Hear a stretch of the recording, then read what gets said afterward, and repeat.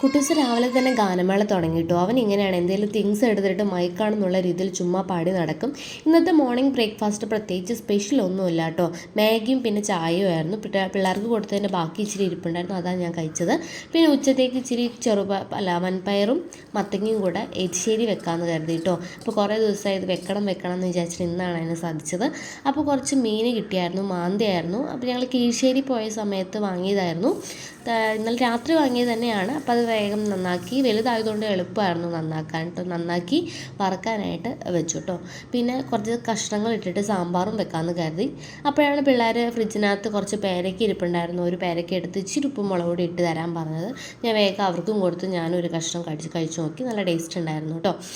ഉപ്പും മുളക് പൊടിയൊക്കെ ഇട്ട് കൊടുക്കുകയാണെങ്കിൽ ഇച്ചിരി അധികം കഴിച്ചോളും, പേരയ്ക്കൊക്കെ നന്നായി കഴിച്ചോളും. അല്ലെങ്കിൽ ഒരു പീസൊക്കെ കഴിക്കത്തുള്ളൂ.